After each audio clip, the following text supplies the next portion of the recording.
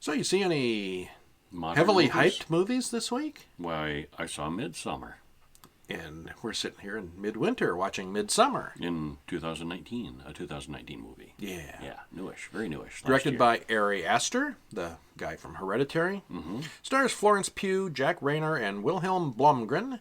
2 monstrous hours and 27 extra minutes. And there's a director's cut that's an extra half an hour longer. Yeah, there is. Wow. So what'd you think? Pretty to look at, but oh my god, it was long. Yeah, it certainly was. Mm-hmm. Yeah. Yeah, again, the hype we had read for this movie for 6 months. Mm-hmm. Oh, it's the greatest movie of the year. It's the greatest movie of the decade. It's the greatest movie of all time. I didn't hate it. I quite liked it, but boy, it was fine. way too long. It was fine. For the payoff at the end, the payoff that starts getting there at the end, it took an hour to get there, and another half hour. If it had been after an that. hour shorter, I'd say it was better than Hereditary. And that's not saying too much, but I did not like Hereditary. They could have easily cut an hour. Yeah. Yeah, they could have. Yeah. They did cut a half hour out of the 3-hour Yeah. monstrosity. Don't stop. Keep cutting. Keep cutting. Okay, so I'll give this one a solid 6. 7. You're being generous. Okay, I enjoyed it more than disliked it, so therefore 7. it got better toward the end. Oh but yeah, but man, forever, it took forever to to get get to there. the end. Yeah, jeez. Well, Danny calls her parents late at night to check in. She's worried because her sister sent some very disturbing emails. Danny doesn't see, but we do, that the parents are lying in bed, very dead. Her sister has killed them in a murder-suicide. She calls her boyfriend, who blows it off as another of her sister's ploy for attention games. Danny then sits around and worries that she's being too needy, and her boyfriend is getting ready to dump her. Meanwhile, Christian, the boyfriend, and his friends are talking about him actually dumping her. Mm-hmm. We soon see that the sister has arranged a very complicated and involved method of gassing the parents in their bedroom. They're still very dead, and the credits roll. Yeah. You know, there are much easier ways to kill, murder-suicide somebody. They get like this long hose attached to the tailpipe of the car. 2 cars. Run through the garage door, up the stairs, down the hallway, and into the parents' bedroom. 1 hose for them and 1 hose for her. Well, the 1 hose for her in her bedroom, that would work real quick. She'd be out fast. But it would take a long time to fill a bedroom with that hose. And wouldn't the parents smell something and wake up, possibly? You'd think so. Maybe she drugged them too. Well, that would work. It just seems a little convoluted. A little bit. Yeah. Well, some time passes, and Christian says he's going on a trip to Sweden with his college friends. They're going to go to an authentic hippie midsummer. And this is some kind of big summer festival. They call it a midsummer, which is basically just Swedish for midsummer. It's spelled differently, though. With an A instead of an E. Yeah. Danny lays on a huge guilt trip, so Christian invites Danny to go along, assuming she won't do it. But Never surprise, do this. she does. None of his friends really like Danny, as she's depressed and needy all the time. And did you notice the guy from Sweden was manipulating right from the beginning?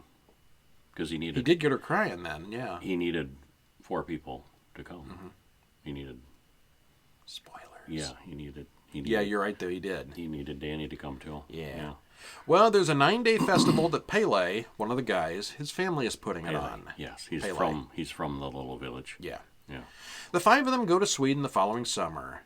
She's still crying at the drop of a hat, even months after the deaths. The minute they land, the drugs come out and get passed around. Mushrooms! She gets some weird visions and passes out in the field. Well, the next morning, they all just sleep out in the field, they head on to the festival. There's mention of a tick infestation, and everyone gets grossed out just talking about it. And nothing else came of that. There were no ticks. It was just some chatting while they were hiking. Well, there's a no big thing. if you read the trivia, there was a big deal about the director and a couple of the stars being terrified of ticks. Oh, yeah. I bet there was something in the deleted scenes involving ticks. Oh, yeah. Yeah, maybe. Yeah, there's a lot of things.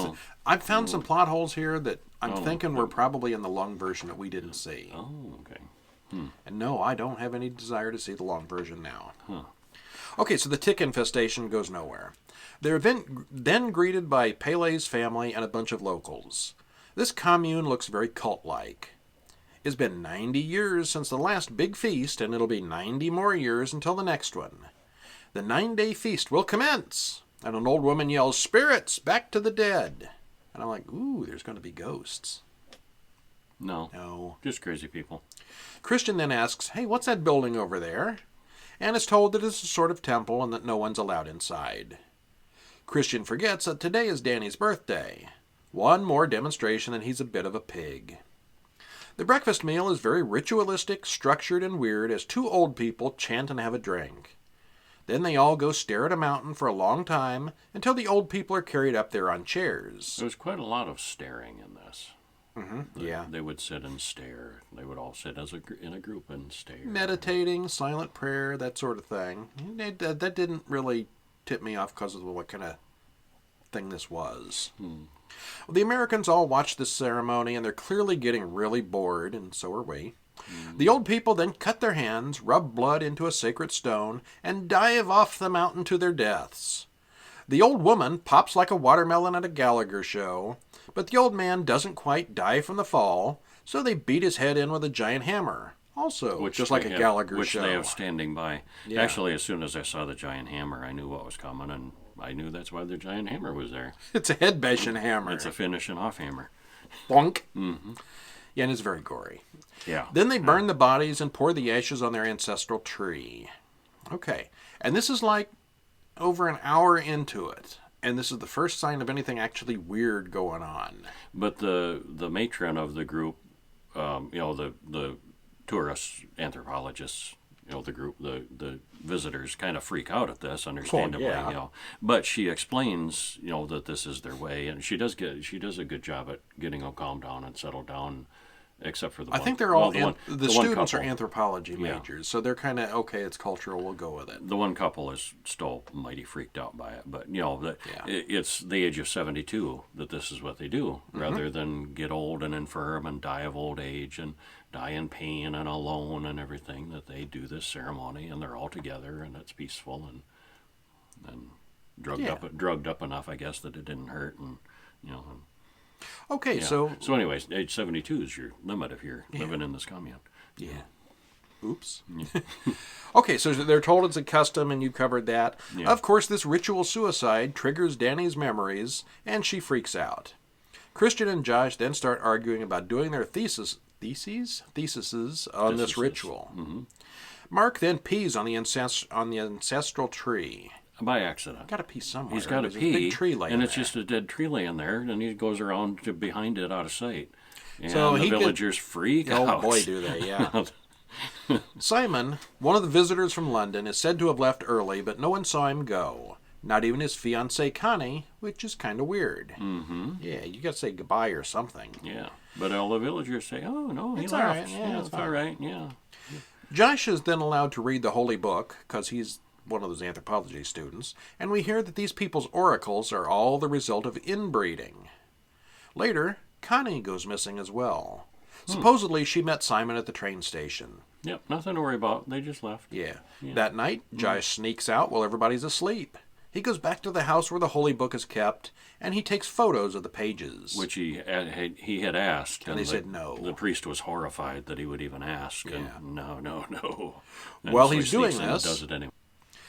Someone whacks him with a hammer, as someone else standing there is wearing Mark's skin now. At first, Josh thought it was Mark. Yeah. And he gets Some of him. Gets closer, and And I assume whatever actually happened to Mark was also in one of those cut scenes. He was one of the major characters, and he just shows up dead all of a sudden. Don't know if it was or not. Yeah, I don't know. Yeah, I don't know. I kind of want to see the long version now, but I kind of do too. It's not worth it. Uh-huh. Well, the town elders confront the other Americans and say one of their holy books is missing, and they want to know where Josh and Mark have gone. They really don't seem to know what happened. They know darn well where Josh and Mark have gone. Well, it was not clear at that time. I was wondering if maybe it was just a small group of them doing the killings. Oh, like a subgroup. The two old men that were asking about the book seemed innocent enough. Yeah, well. Yeah, they weren't. Then it's time for the big dance-off competition, and Danny drinks some of their weird tea concoction. They dance until they fall. It's a test of stamina. Yeah, all the young women dance. It's like a sort of a maypole kind of dance, and they dance and dance to live music until they literally start keeling over from dizziness and nausea, and I don't know how much stamina it is and how much they were so high they couldn't stand up. Both. Because it didn't seem to go on that long. Yeah. It was a combination. Yeah. Meanwhile, Maya, one of the locals, has put a love spell on Christian, and he's told that the commune has approved their mating. They need that outside blood once in a while to stem off the inbreeding. Too much inbreeding is a bad thing. Yeah. Yeah. Well, the dancing continues, and Christian drinks the special tea as well. Danny eventually survives the dancing trial and becomes the May Queen. Danny then is sent off to bless the crops, and Christian stays behind to sow his wild oats with Maya, with a bunch of witnesses. And he's all drugged up. And It may be the most awkward sex scene ever. Yeah, might be. Yeah. Danny finishes early and catches him in the act. Christian soon finds out what happened to Josh, Simon, Mark, and the others. Then the villagers knock him out. The May Queen, Danny, has to choose the 9th offering to the group's god. There were 4 outsiders, 4 from the family, and she must choose number 9. Who will it be? She chooses Christian, who is placed inside a hollowed-out bear carcass, awake and conscious, but drugged so much that he cannot move. All 9 volunteers and bodies are placed in the special temple, which is then set on fire. Danny finally, for the first time in the movie, smiles as she watches it all burn. The end. And that sums it up. Yeah. There's more to happen than that. More details, but yeah, that's about it. Well, that's pretty much what happened. Well, the scenery and settings are really bright and attractive. The constant ongoing shots of people running and playing out in the field consistently had me asking why they were doing these things other than just to look idyllic and frolicky. They were idyllic, frolicky people. Yeah. Why were the old people upset about a missing book when they knew darn well that they had killed Josh and that he hadn't stolen it? It's probably a red herring to make the remaining Americans think Josh had run off with it. Oh, yeah, I think that's all it was. And it's very slow-paced, and it's more than an hour before the 2 old people die, which is the only really weird thing that happens until the very end. None of the characters are particularly likable. Christian is a pig, and Danny cries literally all the time to the point of being mentally unstable. It's a very slow burn, and the ending was good, but it was far too brief for all the build-up. I mean, she's traumatized, and I get that, but it's been like 5 or 6 months. Get some help, or move on, or something. I mean, that's not nice to say for real people, but this is a movie, and it's supposed to be entertaining. I don't want to see the main character crying throughout because she's on an airplane.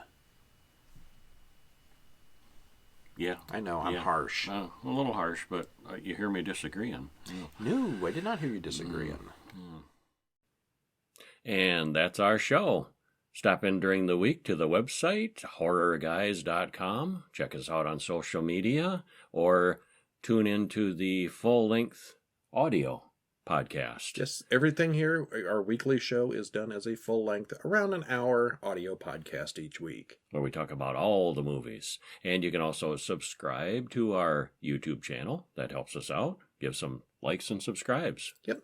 And horrorguys.com has, of course, all our reviews in writing. If you want to read more, sometimes we'll forget the line here or there. So if you want to read them, check out horrorguys.com. Yeah. And I'm Brian. I'm Kevin. And we'll see you at the next movie. See ya.